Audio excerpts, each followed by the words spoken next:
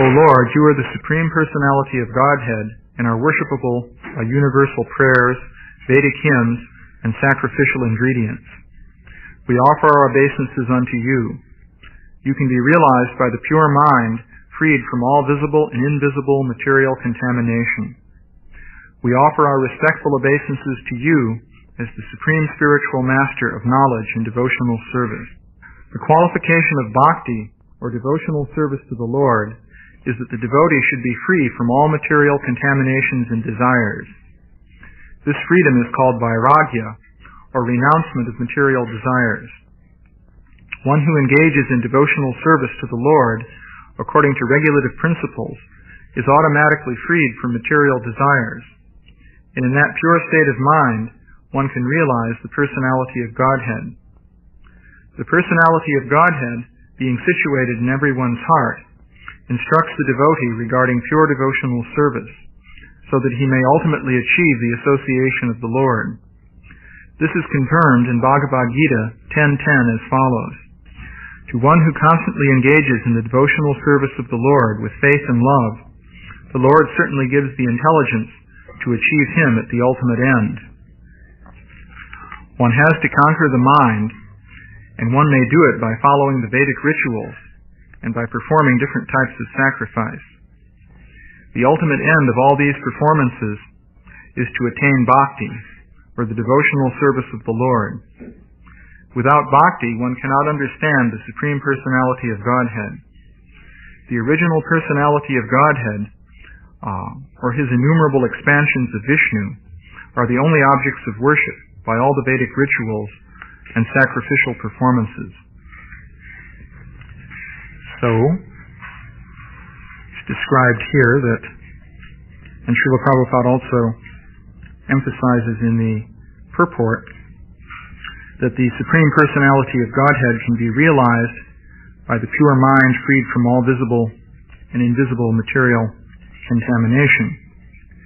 So Śrīla Prabhupāda points out that the process of sadhana bhakti will enable one to come to that stage by performing devotional service according to the regulative principles. One can become freed from material desires and contamination.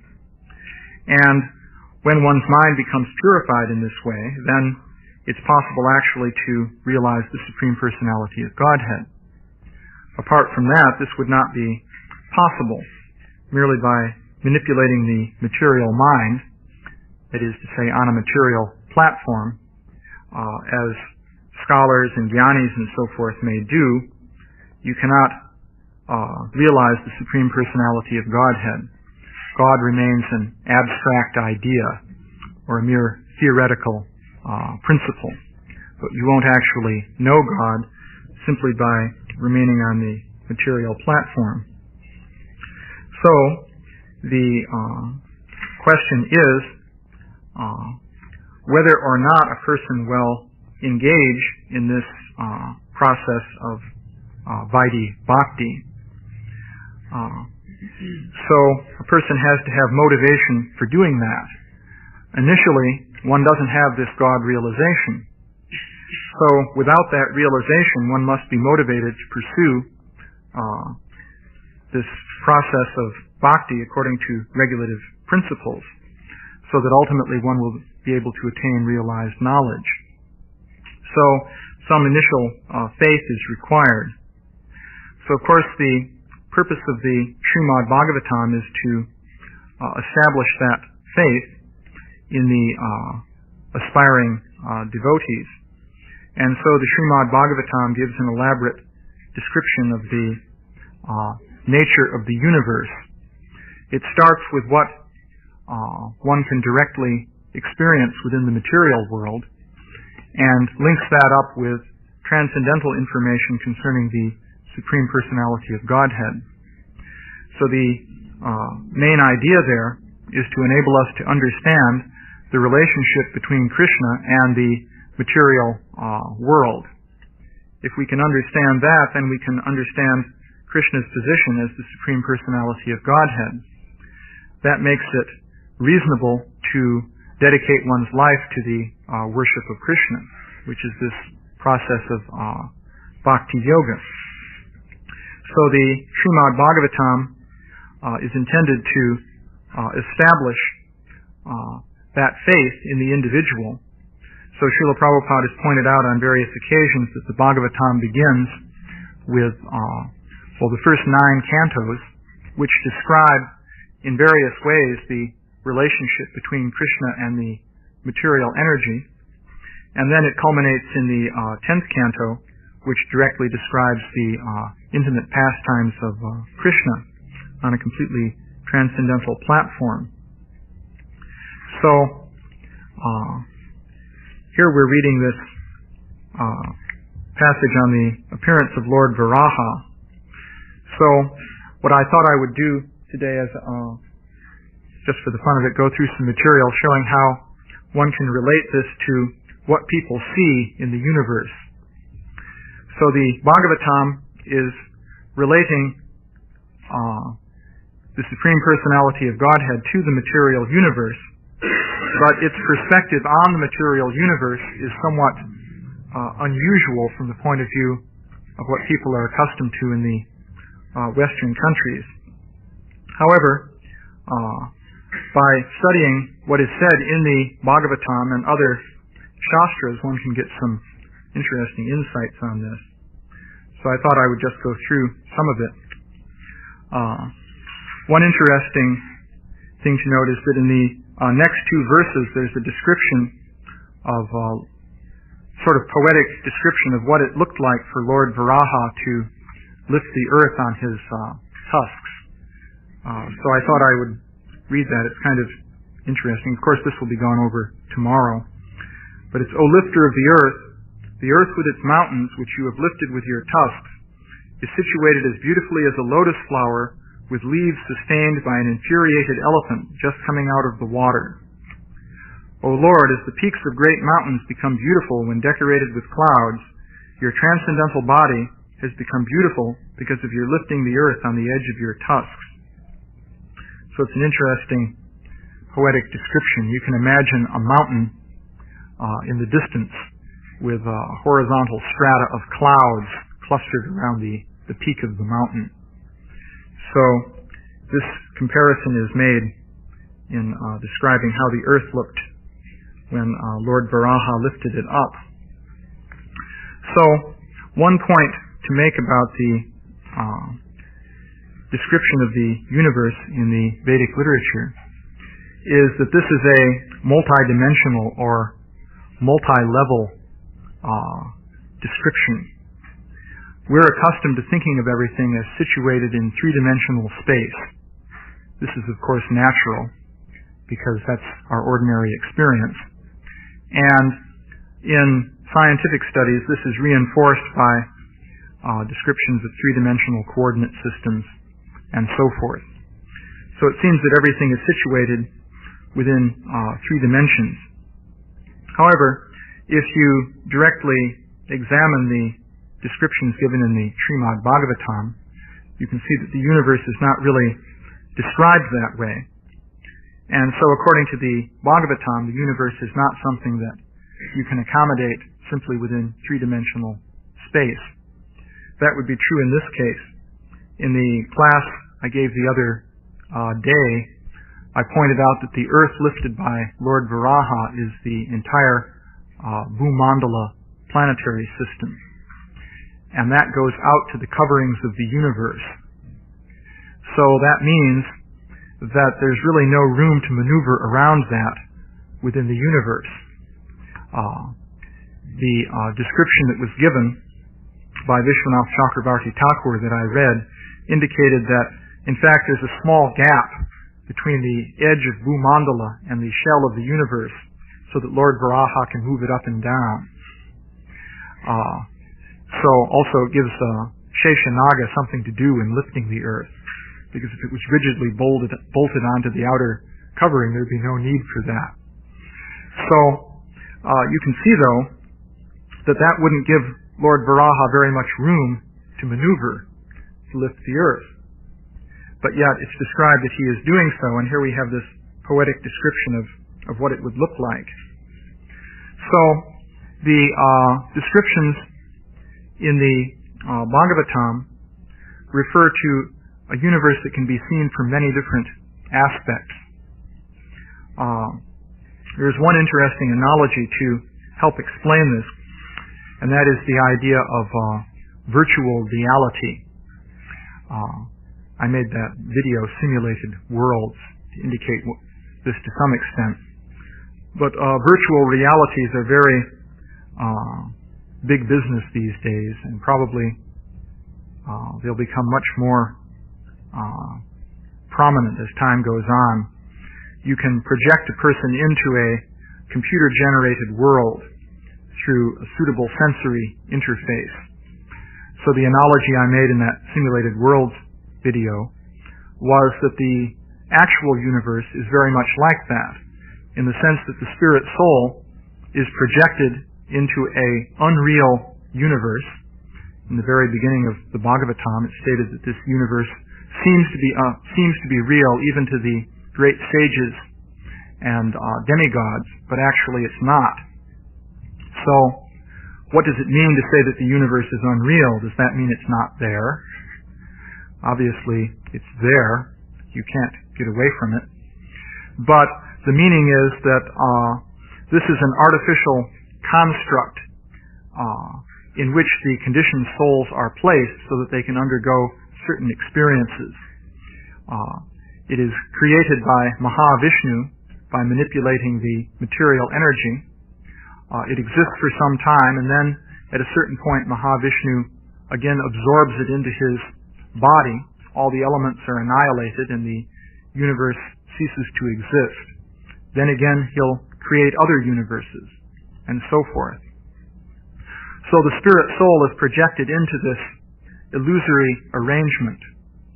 And this is analogous to the person being projected into a illusion created by the computer.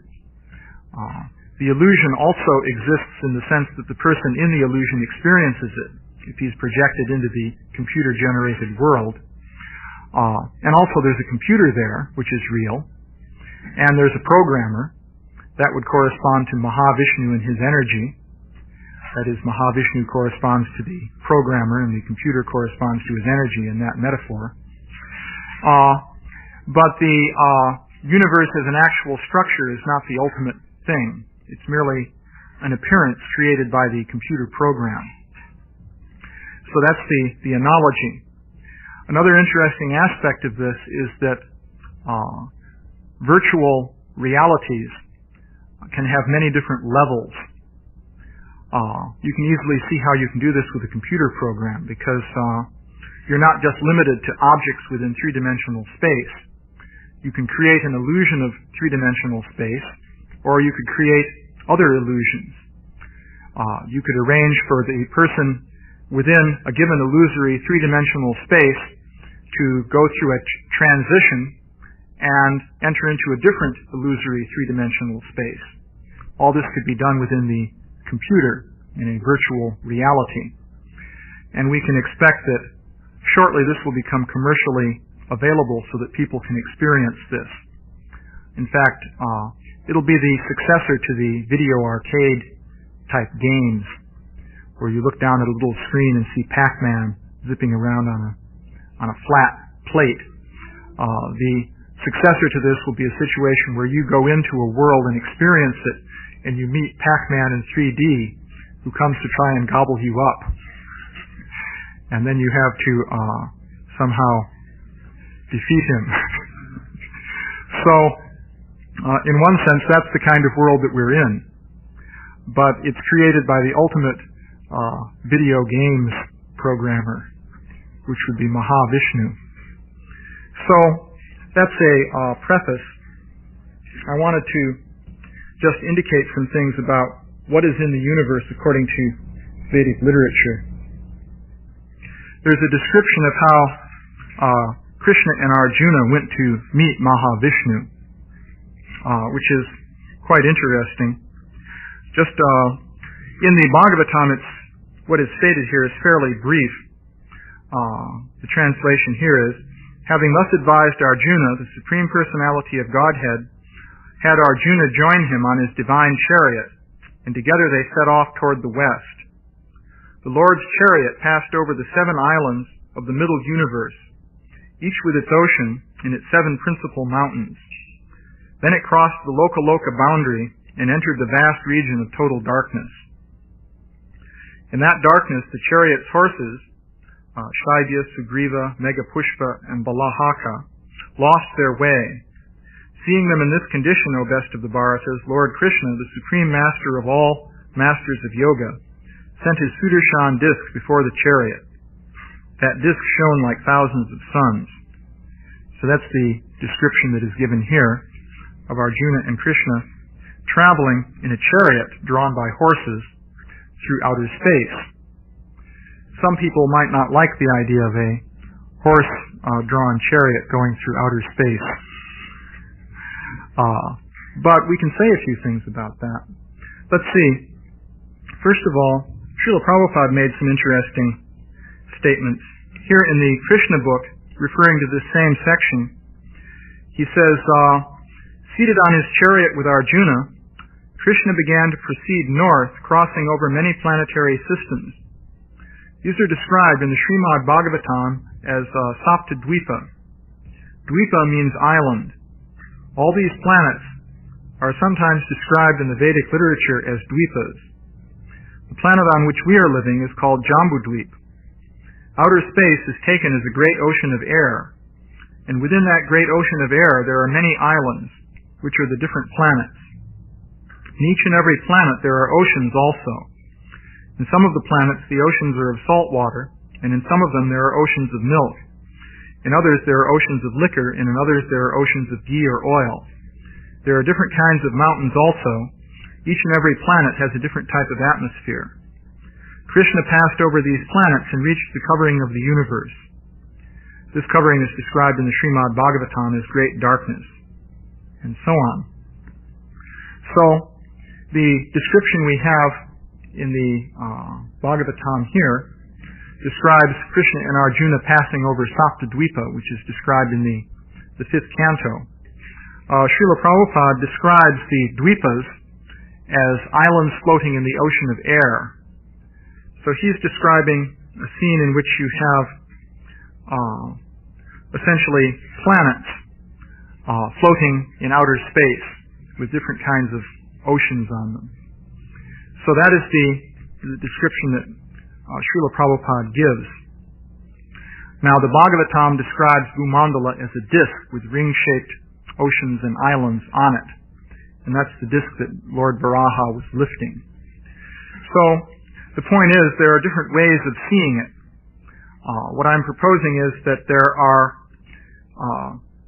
there's one multidimensional reality, and you can see that from different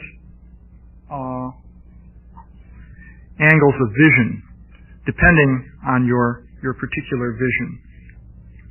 Now, I wanted to go to another description that fits in more with the one from Krishna book that I was reading by Śrīla Prabhupāda.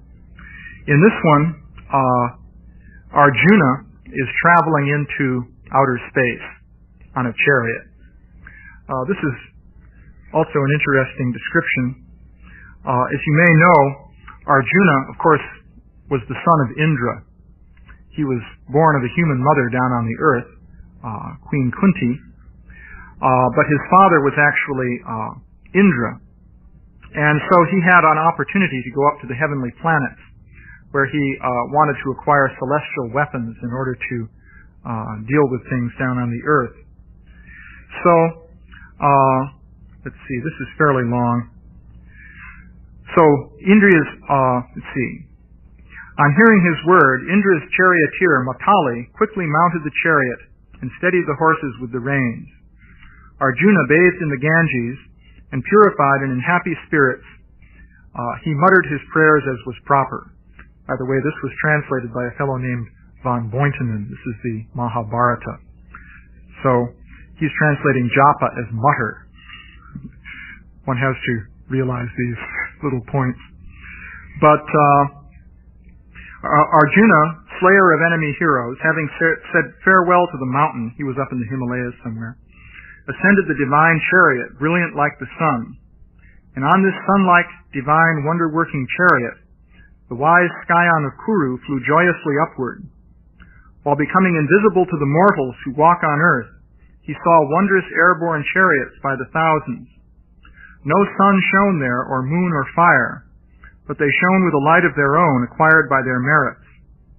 Those lights that are seen as the stars look tiny like oil flames because of the distance, but they are very large.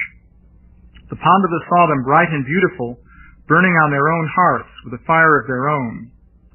There are the perfected royal seers, the heroes cut down in war, who, having won heaven with their austerities, gather in hundreds of groups. So do thousands of Gandharvas with a glow like the suns or the fires, and of Guyakas and seers and the hosts of Apsaras. Let's see. Beholding those self-luminous worlds, Falguna, astonished, questioned Matali in a friendly manner. And the other said to him, "Those are men of saintly deeds, ablaze on their own hearts, whom you saw there, my lord, looking like stars from the earth below." So, it's an interesting description. As I say, this is from the Mahabharata. So Arjuna goes flying up into the sky on a chariot. This is the chariot of Indra. Matali is Indra's charioteer. So he goes up into this region of stars. And the descriptions are interesting from the point of view of modern ideas concerning stars, and also the Vedic ideas. So, and you can relate this to what Śrīla Prabhupāda said of Arjuna and Krishna looking at these planets, which are islands in the ocean of air. In any case, he went into a region, it says, no sun shone there, or moon or fire. So wherever he is, you can't see the sun or the moon. These stars shine with a light of their own, but it doesn't say that it's done by hydrogen fusion in the center of the stars, but it's acquired by the merits of the inhabitants. These inhabitants are of different types, it's described here. Some of them are perfected royal seers. I suspect that that's translation of Rajarshi. A royal seer is probably a Raja Rishi. Cut down in war, who have won heaven. So that's one way you can go to the heavenly planets, by being killed in battle. Also there are Gandharvas and so forth. These glowing places are called hearths. They glow with a fire of their own. Let's see. They're referred to as self-luminous worlds. And they look like stars from the earth below. It says that they're very large, but from the earth they look like oil flames because of the distance. So it's an interesting description. You may, of course, know that as far as modern science is concerned, these stars are very far away and they're very large and self-luminous, and they look small because of the distance. And also, if you go out to where the stars are, you won't see the sun and the moon because you're too far away. Just interesting that in the Mahabharata there's a parallel description to that. But at the same time, these stars are inhabited by these different beings who are actually responsible for the luminosity. And of course Arjuna is going by in a chariot. So what I'm referring to here is this idea that the universe has many different aspects. It's a multi-level universe that is described in the Srimad Bhagavatam and the other Vedic literatures. Now let's see. Something else happens here. After this, then he saw standing at the gateway, there's a gateway up there, the victorious white elephant, four-tusked Airavata, towering like peaked Kailasa, driving on the roadway of the Siddhas, that most excellent Kuru Pandava shone forth as of old the great king Mandatar. The lotus-eyed prince passed by the worlds of the kings, and then looked upon Amaravati, the city of Indra. So apparently he went by this region where the the worlds of the kings were situated, which was just described. And he was traveling on the road of the Siddhas. And also here, this is said it is renowned as the path of the gods. So following this road, he finally comes to the city of Indra. And there he meets Indra, and different other pastimes take place. So the word there in Sanskrit would be Devayana. So there's something called the Devayana path. So it seems that not only was Arjuna traveling on a chariot with horses in outer space, but he was traveling along some kind of road that went through outer space. So that makes sense in a way. If you're going to travel with horses, the horses have to do something with their hooves. Presumably they have to run on something. So according to this, there was a road. Well, what sort of road would that be? Is there any other information on that? Well, one thing is we know where the road goes. There's information, for example, in the Vishnu Purana, which describes that road. Let's see. There are two roads, actually. There's the Pitriyana path, or road, and the Devayana road. Those are two examples. They're mapped out according to positions of stars. This is an interesting thing, because, of course, this relates more to the world as we see it with our senses. We don't see these various structures such as Bhumandala and so forth, but we do see stars. So the Vishnu Purana explains this. The page I have right in front of me here actually refers to the Pitriyana path. It says, on the north of Agastya and south of the line of the goat, exterior to the Vaishvanara path, lies the road of the Pitris. It's interesting. It says, there dwell the great rishis, the offerers of oblations with fire, reverencing the Vedas, after whose injunctions creation commenced, and who are discharging the duties of ministrant priests. So there's a description of the activities of the beings down there. This is where Yamaraj is situated. So, to tell you where that is, Agastya is the star Canopus, which is a prominent star that's very far to the south. And this path of the goat corresponds to Mula, Purvashada, and Uttarashada, which are three nakshatras. And they're basically situated where Sagittarius and Scorpio, those constellations, meet one another. So you can get out a star map and see where that is in the sky. So this Pitriyana path starts in that area, and it goes to the star Canopus. The Devayana path is also described. I think it's interesting to know that these are actual things you can map out in the sky. The Vedic literature is referring to identifiable reality here. Here it says, the path of the gods lies to the north of the solar sphere, north of the Nagavithi, and south of the seven rishis. That's a description of that particular path. It says, there dwell the siddhas of subdued senses, continent and pure, undesirous of progeny, and therefore victorious over death. Interesting connection of ideas there. Nagavithi is in the vicinity of, well, if you look at the sky, if you know the constellation Orion, and off to the right of that there's the Pleiades. That's the vicinity of where this Nagavithi is. And the seven rishis, that's the Big Dipper. So from there up to the Big Dipper, that's where the path of the gods is. So that's where Arjuna was going on his chariot. So we can identify where he was. So he was out there among the stars, which he saw to be the luminous worlds of great kings and so forth, who had attained heaven by their austerities or by dying in battle. So there's some more information about this path. in the Bhagavatam. Mystics also travel on this. There's this verse in the second canto, chapter 2, text 24, which says, "O king, when such a mystic passes over the Milky Way by the illuminating Shushumna to reach the highest planet, Brahmaloka, he goes first to Vaishvanara, the planet of the deity of fire, wherein he becomes completely cleansed of all contaminations.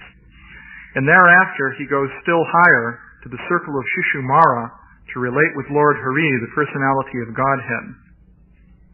So, if you look at the description here, you'll see that he's also following this, the mystic here is following this Devayana path also. And it's mentioned that, Śrīla Prabhupāda mentions that that goes over the Milky Way. So, unfortunately, in San Diego, you can't see the Milky Way because of the city lights and pollution and so forth. But if you're out in the country, you'll see this very brilliant band of stars through the sky. That is also along this Devayana path. It follows that band. It's also known as the Akash Ganga. That's the pathway of the celestial Ganges that is coming down from the point where Vamanadev kicked a hole through the covering of the universe. So, also, by the way, there are traditions in all kinds of different places around the world identifying the Milky Way with some kind of celestial road. For example, the Cherokee Indians said that the Milky Way was the pathway of the departed souls. So here, significantly, the mystics travel on that. Also, the Chinese have a description of a celestial river, which goes by certain constellations. And if you look at the constellations, you'll see this is also the Milky Way. And that fits in with the fact that in the Vedic literature, this corresponds to the Ganges in the sky. So in any case, that's more information about where Arjuna was traveling on the chariot. Now this illuminating Shushumna is interesting. If you look that up in the dictionary, Shushumna, you'll find that that is a solar ray. It is one of different types of rays of the sun. So this pathway is marked out by a solar beam or ray of some kind. But obviously it's not an ordinary sunbeam. There are different types of rays from the sun, apparently. What we have then is that Arjuna is traveling on the chariot on this road. We know where it is, and it's some kind of illuminated beam or ray of some kind. Now, there's information, oddly enough, in current lore, you might say, referring to the possibility of walking on some kind of beam. Now, this gets you into the UFO literature. Well, there's a lot of literature like this. It's interesting, though, in terms of the kinds of correlations that it has with some of the things in the Vedic literature. So, I'm just going to mention one thing, but one could go on for hours giving examples of this. But here is a person who had an experience of meeting up with a UFO. I'm going to describe the relative part here. This occurred up there's a place called Tuyunga Canyon near Los Angeles. So that's the setting of this. Anyway, it's an interview here. This fellow McCall is saying, "Do you stand near the ship?" Sarah, she's the witness. "No, I'm starting to float. I'm starting to float towards it." "What do you mean you're starting to float toward it?" "Well, they're walking with me, but my feet aren't on the ground." Then he's asking, "They were on the ground when you came out of the house. How come they're not on the ground now?" Sarah, "Well, there's a beam of light. Now you see a beam of light? I'm on the beam of light. I'm standing on it, and it's angled. It's like, it's about the same angle as an escalator would be, except that it doesn't have ridges or steps. It's very smooth and solid, and you kind of stand on it." "All right, let's go out in the yard again. Now you're standing on this beam of light." So she says a couple other things. let's see, and then, what's happening with your friends? They're all around me. They're on the beam of light also? Yes, but they're kind of, now I'm walking. All of us are walking. But in addition, the beam is conveying us. The beam is moving. In addition to that, we're kind of walking on it too. But yet I don't feel anything under me. For example, it doesn't feel solid as if it were ground. And so forth. Anyway, this is an example. There are many examples like this that I could give. Actually, this is a standard theme. The curious thing about it is that people all over the place come up with this kind of story. So the basic elements there is that you have some kind of beam of light, and this person is walking on it, and other persons are also walking on it. So there is information of that kind. Now, there's some more relevant information to put all this together. We now go back to the chariot that Arjuna was traveling on. This refers to the kind of chariot that would be involved. First of all, this isn't exactly the same chariot that he was on at that time. That was Matali's chariot from the kingdom of Indra. But this is a description of the one in which he fought in the battle of Kurukshetra. Anyway, it says the chariot had all necessary equipment. It could not be conquered by gods or demons, and it radiated light and reverberated with a deep rumbling sound. Its beauty captivated the mind of all who beheld it. Vishvakarma, the Lord of design and construction, had created it by the power of his austerities, and its form, like that of the sun, could not be precisely discerned. So we see that the chariot here is not an ordinary sort of construction. You can't see exactly what its shape is, and it's radiating effulgence. That, by the way, can be related to the UFO accounts. These vehicles that people claim to see are described in this sort of language also.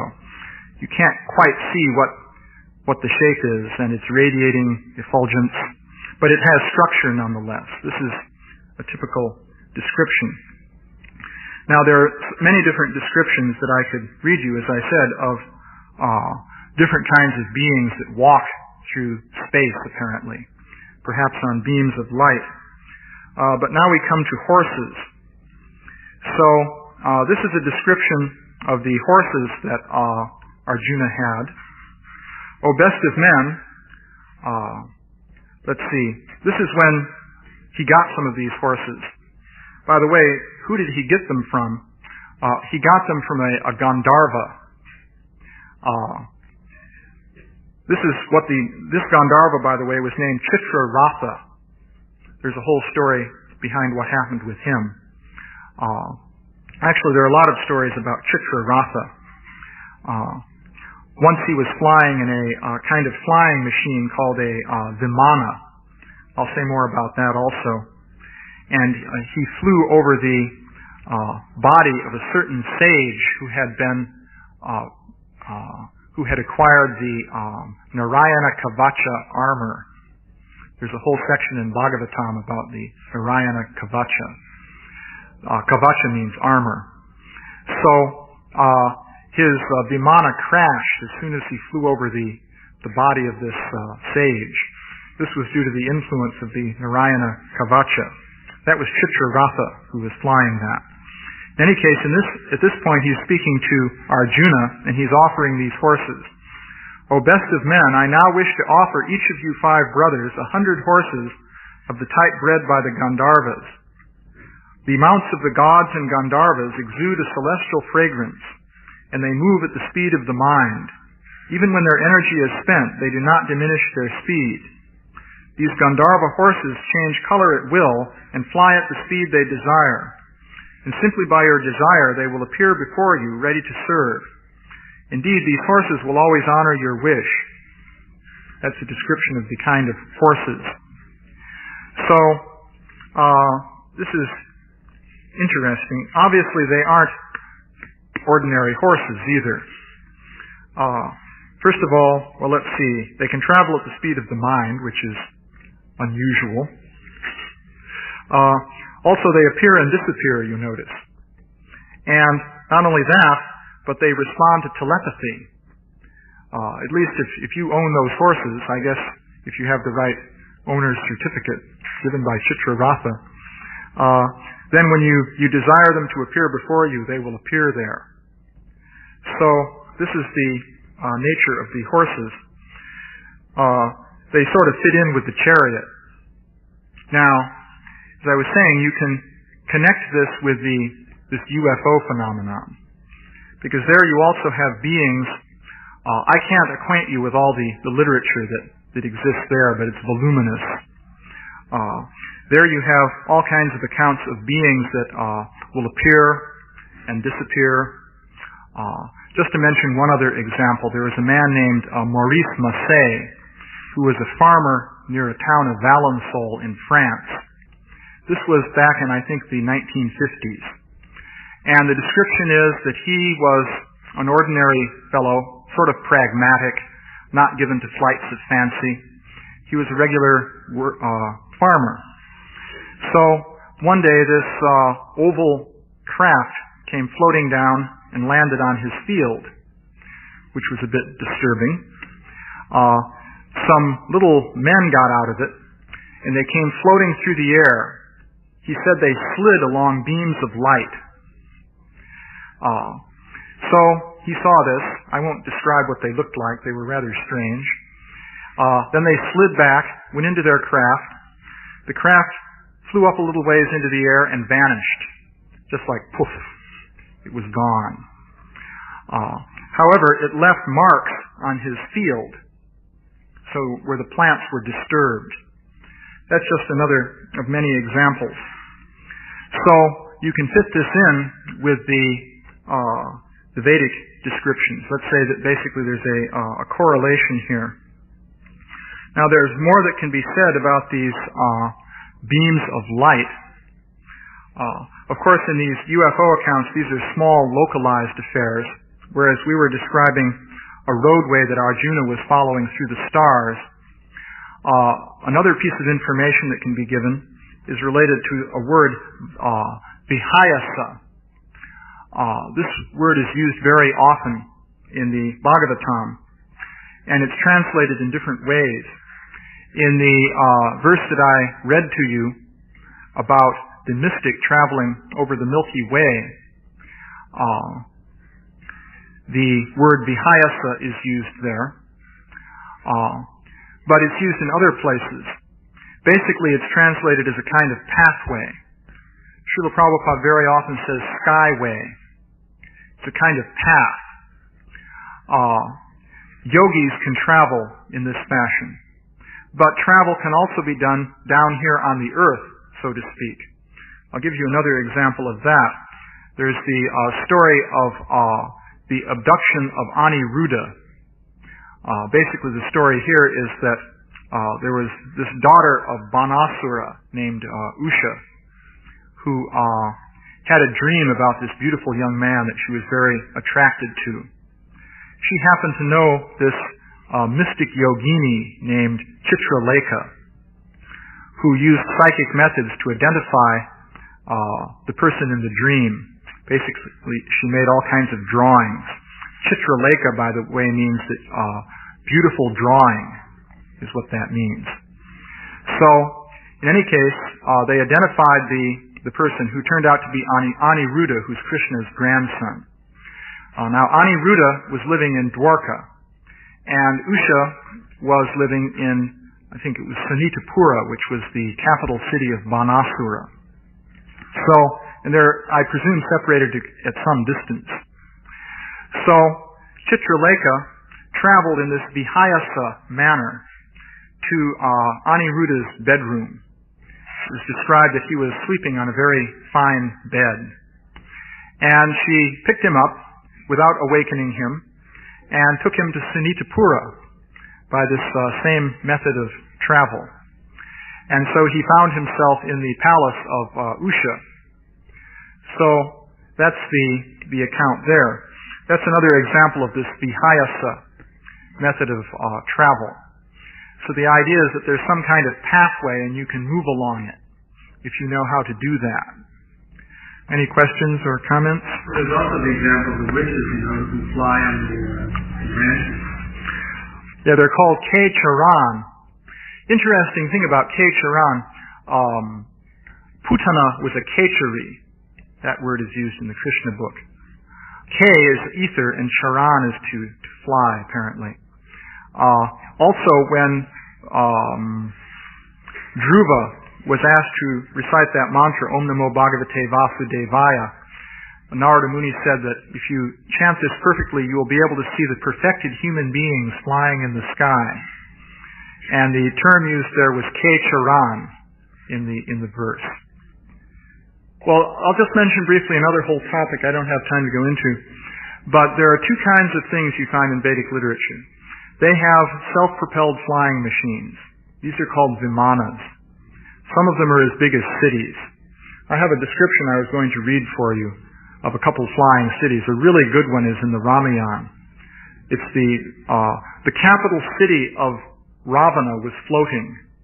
It was a floating city, described as looking like a milestone to the sun. So that was also built by Vishvakarma. So there are two kinds of things. There are horse-drawn vehicles, and there are vehicles that look like a hunk of architecture with nothing that moves it. Both things are there. Also, there are small vehicles, just like that one that Chitra Ratha was flying. That was not a horse-drawn thing. That was just a machine. Another example would be another Gandharva, forget his name right off, was flying near where Devahuti was playing on top of her father's palace. And it said he was so overwhelmed by looking at her that he fell out of his vimana. So that one sounds like a single-seater, sort of like a Piper Cub type of vimana. So they come in all sizes. So you've got both things. Well, actually, there are three things, basically. There's travel in the vimanas. That's very commonly mentioned. Then there's travel on chariots and so forth, drawn by horses, which are also mystical horses, obviously. And then there's just travel on one's own power. Durvasa Muni went all over the universe just on his own power. The same Chitraratha offered Arjuna different benedictions. One benediction he offered Arjuna was a universal spy system known as Chakshusha, with which you could see anything going on anywhere. And he said it's with this that the Gandharvas have become nearly as powerful as the gods. So they had an espionage system of a mystical nature. Arjuna scorned that one, didn't care. But he took the horses. So it's a matter of one's interests.